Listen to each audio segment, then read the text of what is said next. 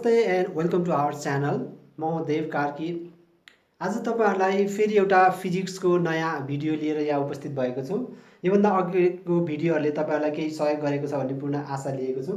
So आज हामीले grade 11 फिजिक्सको ग्राभिटेसनल च्याप्टरमा variation of G due to rotation of earth भन्ने टपिक्समा डिस्कस गर्छौँ। यहाँ त्यो थ्योरिटिकल टपिक्समा आज हामी डिस्कस गर्छौँ। ओके, यहाँ जी भनेको चाहिँ एक्सलेरेसन ड्यू टु ग्राभिटी, यो भेरिएबल क्वान्टिटी हो, भेरिएबल फिजिकल क्वान्टिटी हो, यो हामीलाई थाहा छ। अल्दो हामीले जी को भ्यालु 9.8 अथवा 10 राखेर क्यालकुलेसन गरे पनि जी चाहिँ भेरिएबल फिजिकल क्वान्टिटी हो। सो जीलाई एफेक्ट गर्ने फ्याक्टरहरू त धेरै छन्, जस्तो सेप अफ द अर्थले पनि जी चाहिँ भेरिएसन भइरहेको हुन्छ। हाइट अनुसार पनि जी को भ्यालु चाहिँ चेन्ज हुन्छ, डेप्थ अनुसार पनि जी को भ्यालु चाहिँ चेन्ज हुन्छ। त्यसो भए हामीलाई थाहा छ अर्थ चाहिँ रोटेट भइरहेको छ। रोटेसन अफ अर्थले गर्दाखेरि जी को भ्यालुमा कसरी चेन्ज आउँछ अथवा जीमा चाहिँ कसरी भेरिएसन आउँछ, त्यो कुराहरू चाहिँ आज हामी डिस्कस गर्दैछौँ यहाँ। ओके, जी को भेरिएसन डाइरेक्टली हेर्नुभन्दा अगाडि अलिकति अरू टपिक्समा तपाईहरुलाई मैले फोकस गर्न खोजेँ। जस्तो हामीले लज अफ मोसनमा इक्वेसनहरू लेख्ने प्र्याक्टिस गरेको छौँ। जस्तो लज अफ मोसनमा अलिकति फर्काएर हेरौँ। लज अफ मोसनमा हामीले गरेको छौँ। फर इक्जाम्पल एउटा होरिजेन्टल प्लेन छ। होरिजेन्टल प्लेनमा एउटा बडी यसरी राखिएको छ। यसको मास m छ भने डाउनवर्ड डिरेक्सनमा mg, यसको अपोजिट डिरेक्सनमा नर्मल रियाक्सन। यदि हामीले यो डिरेक्सनमा फोर्स अप्लाई गर्यौँ भने FA अप्लाइड फोर्स यो डिरेक्सनमा, यो बक्सलाई फ्रिक्सनल फोर्स FR यो डिरेक्सनमा, अप्लाइड फोर्सले यतातिर एक्सिलरेसन A डेभलप गर्यो भने रिजल्टेन्ट फोर्स अथवा रिजल्टेन्ट एक्सिलरेसन यो डिरेक्सनमा निस्क्यो भने हाम्रो इक्वेसन लेख्न सकिन्छ हामीले FA minus FR is equals to MA। ठिक छ, यो इक्वेसनलाई एकचोटि फेरि हामी हेरौँ। फ्रिक्सनल फोर्स अपोजिट डिरेक्सनमा छ, applied force X axis positive axis डिरेक्सनमा छ, ताकि यो बडी चाहिँ पोजिटिभ एक्सिसतिर मुभ भएको छ विथ एक्सिलरेसन ए भने हाम्रो इक्वेसन हुन्छ FA minus FR is equals to MA। यो एउटा पोइन्ट अहिले हामी जी को एक्सप्रेसन निकाल्नको लागि चाहिँ युज गर्छौँ है। अहिले हामी यदि थाहा भयो भने, यो थाहा भयो भने धेरै सजिलो हुन्छ। त्यस्तै गरी अर्को रिजोल्युसन अफ भेक्टर, भेक्टर कम्पोनेन्टको हामीले रिजोल्युसन हेरेको छौँ। यो कुराहरू हामीलाई यहाँ चाहिन्छ, त्यसैले मैले यहाँ फोकस गरेको छु। जस्तो हामीले लेट सपोज यो पोजिटिभ एक्स एक्सिस छ, यो वाइ एक्सिस हो, यसमा कुनै सर्टेन भेक्टर चाहिँ यसरी इन्क्लाइन भएको छ। लेट सपोज फोर्स F भनौँ, यसले एङ्गल थीटा बनायो भने हामीले कम्पोनेन्टहरू ड्र गरेर एक्स एक्सिसतिरको component F cos theta, right, Y एक्सिसतिरको component F sin theta. X axis र वाइ एक्सिसतिरै सधैँभरि हुनुपर्छ भन्ने छैन। लेट सपोज फर इक्जाम्पलको लागि यहाँनिर हेरौँ है त। यो कुराहरू क्लियर भयो भने अहिले हामीलाई एकदमै सजिलो हुन्छ। लेट सपोज कुनै फोर्स चाहिँ यो डिरेक्सनमा छ, F भन्ने फोर्स चाहिँ यो डिरेक्सनमा छ। यसलाई हामीले रिजल्भ गर्नु पर्यो, दुईटा परपेन्डिकुलर कम्पोनेन्टमा रिजल्भ गर्नु पर्यो भने लेट सपोज एउटा कम्पोनेन्ट यो डिरेक्सनमा एक्ट भएको छ। ओके, यसले चाहिँ यो डिरेक्सनमा एङ्गल थीटा बनाएको छ। योसँग परपेन्डिकुलर हुने कम्पोनेन्ट चाहिन्छ हामीलाई, दुईटा रेक्टेङ्गुलर कम्पोनेन्ट हो, यो अर्को कम्पोनेन्ट छ। भनेपछि यो थीटा जुन कम्पोनेन्टमा एङ्गल बनेको छ, यहाँ हेर्नु, जुन कम्पोनेन्टमा एङ्गल बनेको छ त्यो cos थीटा कम्पोनेन्ट छ, जुन कम्पोनेन्टमा एङ्गल छैन त्यो sin थीटा कम्पोनेन्ट। त्यसो भए यहाँ हेर्नु भने यो F cos थीटा, यो हुन्छ F sin थीटा। ठिक छ, यो कम्पोनेन्ट हामीले भेक्टरमा पढाएको छ। यो पहिलाको कुराहरूलाई मैले अलिकति रिकल मात्रै गरेको। यो एउटा फ्रिक्सनल फोर्स अथवा दुईटा फोर्स लागेको बेलाको इक्वेसन चाहियो। यो एउटा कम्पोनेन्ट अफ भेक्टरहरूलाई रिजल्भ गरेको कन्सेप्ट त्यहाँ चाहियो। र अर्को भनेको सेन्ट्रिपेटल फोर्स अथवा centrifugal force, centripetal force or centrifugal force. दुवैको म्याग्निट्युड सेम हुन्छ, डिरेक्सन मात्रै अपोजिट हो। Centripetal force towards the centre, centrifugal force away from the centre. दुवै कुनै अब्जेक्ट चाहिँ कुनै पोइन्टलाई सेन्टर मानेर रोटेट भएको छ भने सेन्ट्रिपेटल फोर्स अथवा सेन्ट्रिफुगल फोर्स चाहिँ त्यसमा एक्ट हुन्छ। Centripetal force towards the centre हुन्छ, centrifugal force away from the centre हुन्छ। यो दुवै इक्वेसन हो mv² बाइ r भनेर हामीले डेराइभ पनि गर्छौँ ग्रेड 11 कै फिजिक्समा। अथवा यसलाई हामी ओमेगाको टर्ममा लेख्दाखेरि m r omega by R omega square by R हुन्छ र यो फाइनली आउँछ M R omega square. Okay, तीनटा हामीलाई यो तीनटा कुराहरू थाहा भयो भने चाहिँ एकदमै सजिलोसँग चाहिँ हामीले यो variation of G due to rotation of earth चाहिँ क्यालकुलेट गर्न सक्छौँ। ठिक छ, अलिकति रिकल गरौँ। पहिला एप्लाइड फोर्सको इक्वेसन लेख्नलाई हामीले फ्रिक्सनल फोर्स यसलाई जेनरलाइज गरेर अहिले हामी एप्लाई गर्छौँ। अर्को चाहिँ भेक्टरको कम्पोनेन्ट लेख्दाखेरि त्यो कुरा पनि हामी त्यहाँ एप्लाई गर्छौँ। अर्को चाहिँ सेन्ट्रिफुगल फोर्सको कन्सेप्ट पनि त्यहाँ एप्लाई गर्छौँ। सेन्ट्रिफुगल फोर्स पनि भेक्टरै हो, यही सेन्ट्रिफुगल फोर्सलाई अहिले हामी रिजल्भ गर्छौँ। ठिक छ, ओके, यो कुराहरू थाहा भयो भने अब हामी भेरिएसन अफ जी को चाहिँ क्यालकुलेसनतिर जाउँ।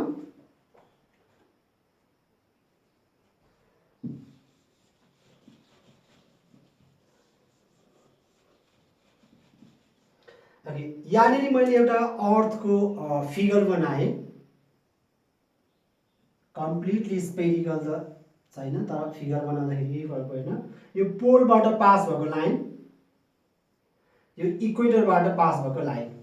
ठिक छ, यो पोलको एक्सिसमा एक्ज्याक्टली यो पोलसँग त म्याच हुँदैन, तर हामी सपोज गरौँ यसरी चाहिँ अर्थ रोटेट भइरहेको छ। रोटेट हुने एङ्गुलर भेलोसिटी ओमेगा, रोटेसनल डायनामिक्समा पनि हामीले पढ्छौँ। रोटेसनल मोसनमा यो अर्थ यसरी रोटेट भइरहेको छ, यसको एङ्गुलर भेलोसिटी चाहिँ ओमेगा छ। यो अर्थको सेन्टर भयो ओ पोइन्ट। लेट सपोज यो अर्थको सर्फेस छ, सर्फेसमा कुनै यो पोइन्टमा चाहिँ यो पी भन्ने पोइन्टमा कुनै एउटा अब्जेक्ट छ, यसको मास चाहिँ यम छ।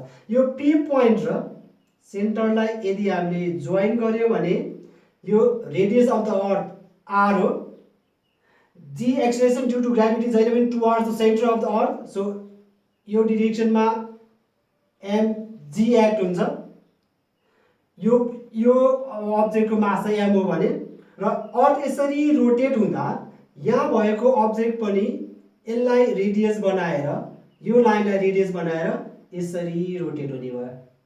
यो पोइन्टमा पुग्छ अनि फेरि ए पोइन्टमा आइपुग्ने भयो। यो चाहिँ यसको लागि चाहिँ एक्सिस अफ रोटेसन भयो। ओके, यो सेन्टरतिर। अब हामीलाई थाहा छ कुनै एम मास भएको बडी यो पोइन्टमा छ, एम मास भएको बडी यो पोइन्टमा छ र यदि यो अर्थ चाहिँ रोटेट भइरहेको छ भने यसमा चाहिँ सेन्ट्रिफुगल फोर्स चाहिँ जेनरेट हुन्छ। एन्ड सेन्ट्रिफुगल फोर्स भनेको जहिले पनि अवे फ्रम द सेन्टर, अथवा यसको सेन्टर त यो पोइन्ट हो, यो रोटेसन हुने सेन्टर यो पोइन्ट हो, योभन्दा अवे अथवा opposite to the radius vector यो डिरेक्सनतिर चाहिँ सेन्ट्रिफुगल फोर्स एक्ट हुन्छ। सेन्ट्रिफुगल फोर्सको एक्सप्रेसन अघि भर्खरै मैले लेखेको थिएँ, यम आर ओमेगा स्क्वायर यहाँनिर युज हुन्छ, अपोजिट डिरेक्सन सेन्ट्रिफुगल। यही सेन्ट्रिफुगल फोर्सको कारणले गर्दाखेरि यतापट्टिको यो बडीमा एक्ट हुने जी को भ्यालु चाहिँ चेन्ज हुँदै जाने हो। रोटेसनको कारणले गर्दा सेन्ट्रिफुगल फोर्स भयो, सेन्ट्रिफुगल फोर्सको कारणले गर्दा यसमा भएको जी को भ्यालु चाहिँ भेरिएसन दिन्छ। अब total M R omega square MG को अपोजिटमा छैन, त्यसो भए सेन्ट्रिफुगल फोर्सलाई एमजी को अपोजिटमा कति एक्ट हुन्छ त्यो हामी क्यालकुलेट गर्नुपर्छ। लेट सपोज त्यो पोइन्टमा यो पी भन्ने पोइन्ट सपोज गरौँ, यसमा पी भन्ने पोइन्टमा यम मास भएको अब्जेक्टको ल्याटिट्युड लेट सपोज थीटा भनौँ।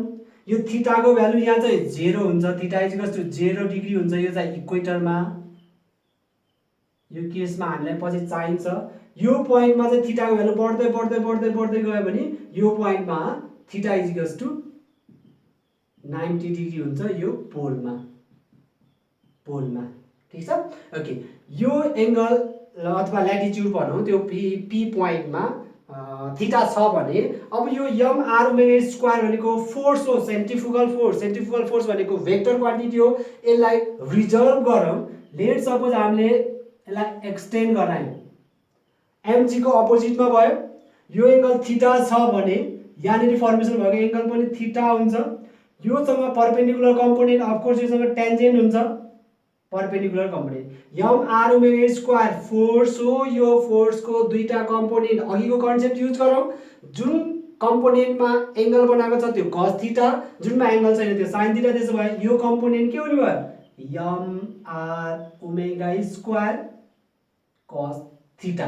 अर्को कम्पोनेन्टमा एङ्गल छैन, यसको भ्यालु कति हुने भयो, M R omega square sine theta. ठिक छ, अघिको हाम्रो रिजोल्युसनको कन्सेप्ट चाहिँ यसमा युज गर्यो। अब यसमा हेरौँ, यहाँनिर मास यम भएको बडी थियो mg यतातिर एक्ट भइरहेको थियो सेन्ट्रिफुगल फोर्सको कारणले गर्दा m r omega square cos theta भन्ने अपोजिट डिरेक्सनमा लाग्दो रहेछ भनेपछि अब यो mg लाई जति पहिला mg एक्ट हुन्थ्यो डिक्रिज गरायो कि इन्क्रिज गरायो होला अफ कोर्स अपोजिट डिरेक्सनमा केही फोर्स एक्ट भएको छ त्यसले गर्दाखेरि त्यो डिरेक्सन mg लाई चाहिँ डिक्रिज गरायो यो एंगल थीटा छ भने यो एंगल पनि हामीले सजिलैसँग थीटा लेख्न सकिन्छ यो हाम्रो फिगर भयो फिगरमा कुनै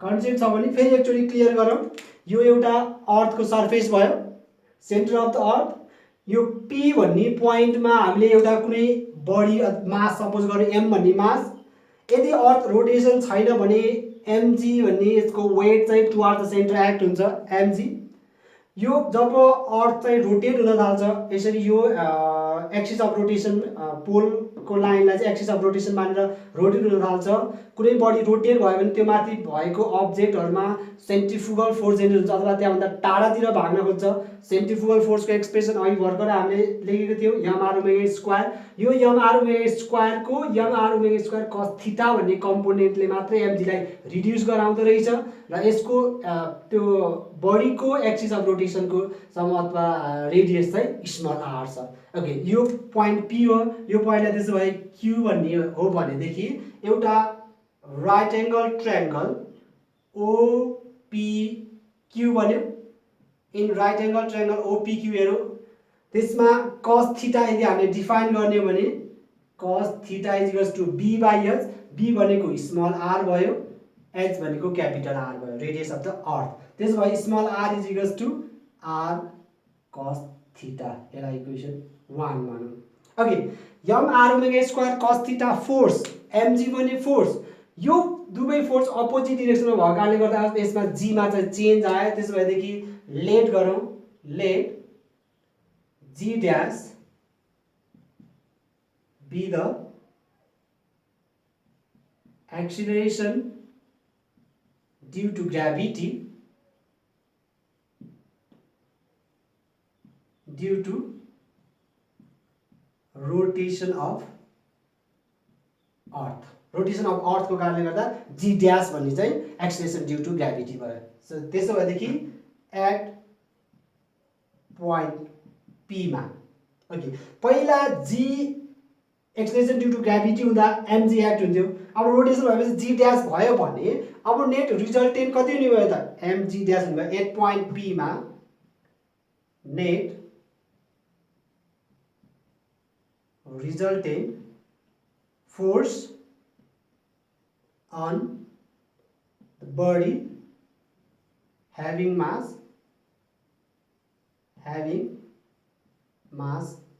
m is mg dash हुने भयो mg dash mg हुन्थ्यो mg dash okay mg dash भनेको के को रिजल्टेन्ट भयो त mg र m r omega square cos theta दुईटा अपोजिट डिरेक्सनमा छ अगाडिपटि हाम्रो फ्रिक्सनको इक्वेसन लेखेकोमा हेरौं mg अथवा fa र fr अपोजिट डिरेक्सन थियो भने fa माइनस fr गर्दा रिजल्टेन्ट फोर्स आएको थियो अथवा नेट फोर्स आएको थियो सिमिलरली अहिले mg यो डिरेक्सनमा एक्ट छ m r omega square cos theta opposite डिरेक्सनमा एक्ट छ बट रिजल्टेन्ट त जहिले पनि टुवर्ड्स द सेन्टर हुन्छ त्यसैले यतातिर आयो भने यहाँतिर पहिला एक्ट भएको फोर्स चाहिँ ग्रेटर छ भन्ने कन्सेप्ट युज गर्नु पर्यो त्यसैले mg dash is equals to mg minus mr omega square cos theta okay सबैमा m छ क्यान्सल भयो यसलाई फर्दर सल्भ गरौँ g dash is equals to g minus r omega square cos theta small r को value सधैँभरि fix हुँदैन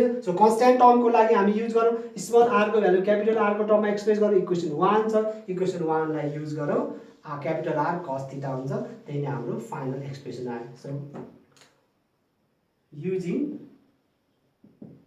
equation 1 g dash is equals to therefore g dash is equals to g minus r omega square cos square theta ए नै अर्थको रोटेसनको कारणले गर्दा g मा चाहिँ variation आयो यो g भनेको चाहिँ ओरिजिनल भ्यालु भयो g dash भनेको चाहिँ चेन्ज भयो त्यसो भएदेखि g dash अथवा एक्सेलरेसन ड्यू टु ग्राभिटी चाहिँ चेन्ज हुँदो रहेछ due to rotation of the earth okay यसको केसमा हेरौँ केसहरु बढी अलि इन्ट्रेस्टिङ छ एट पोलमा एट पोलमा theta is equals to 90 degree छ, cos 90 degree is equals to 0, त्यसो भए g dash is equals to g हुँदो रहेछ, no effect on g at pole. पोलमा कुनै पनि इफेक्ट हुँदैन। कहिलेकाहीँ अब्जेक्टिभ टाइपको क्वेसनहरू आउँछ, due to rotation of the earth the value of g at the pole of the earth varies as भनेर कुनै अप्सन दिएको हुन्छ, त्यतिखेर पोलमा चाहिँ कुनै पनि इफेक्ट देखिँदो रहेछ र यो भ्यालु भनेको चाहिँ मिनिमम भ्यालु पनि हो हाम्रो लागि, सरी म्याक्सिमम भ्यालु पनि हो, म्याक्सिमम भ्यालु पनि हो, म्याक्सिमम भ्यालु पनि हो। त्यस्तै गरी अर्को केसमा हेरौँ, एट इक्वेटरमा हेरौँ theta is equals to 0 degree छ, त्यसो भए cos 0 degree is equals to 1 भयो। सो अब जी हेरौँ त, g dash is equals to g minus r omega square, यो भ्यालु भनेको चाहिँ minimum value, minimum value. Okay, g ड्यासको भ्यालु यदि 0 भयो भने वेटलेस फिल हुन्छ, त्यसो भएदेखि एट इक्वेटरमा वेटलेस हुनको लागि यो पनि अलिकति ट्रिकी क्वेसन छ, कहिले अब्जेक्टिभ्स कुनै यता मेडिकलतिर अथवा इन्जिनियरिङतिर सोध्न सक्छ। त्यसो भए एट इक्वेटरमा फर वेटलेसको लागि g dash is equals to 0 हुनु पर्यो, और g ड्यास 0 हुनको लागि g minus r omega square is equals to 0 हुनु पर्यो, और g is equals to r omega square हुनु पर्यो। देयरफोर ओमेगा भनेको g डिभाइड बाइ r को स्क्वायर रुट हुनु पर्यो। g को भ्यालु र radius of the earth use गरेर हामीले एङ्गुलर भेलोसिटी कति छ त्यो पनि हामीले क्यालकुलेट गर्न सक्छौँ। वेटलेसनेसको लागि चाहिँ, वेटलेस हुनको लागि चाहिँ कति एङ्गुलर भेलोसिटी हुनुपर्ने छ त्यो कुरा पनि हामी क्यालकुलेट गर्न सक्छौँ। सो यसरी हामी variation of G due to rotation of अर्थलाई चाहिँ एक्सप्लेन गर्न सकिन्छ। रिमेम्बर गरौँ, 3टा पोइन्टहरू मात्रै हामीले यहाँ मेनली युज गरेका छौँ। एउटा चाहिँ फोर्सको एक्सप्रेसन लेख्ने, रिजल्टेन्ट फोर्स लेख्ने तरिकालाई हामीले युज गर्यौँ। सेकेन्ड कुरा भनेको कम्पोनेन्ट अफ भेक्टरलाई अथवा रिजोल्युसन अफ भेक्टर कम्पोनेन्टहरूलाई रिजल्भ गर्ने तरिका युज गर्यौँ। र थर्डमा भनेको सेन्ट्रिफ्युगल फोर्सको चाहिँ सेन्ट्रिफ्युगल फोर्ससँग इक्वल हुन्छ, अपोजिट डिरेक्सन हुन्छ, त्यही पोइन्टलाई हामीले 3टा पोइन्टलाई युज गरेर चाहिँ variation of G due to rotation of अर्थलाई एक्सप्लेन गर्न सकिन्छ।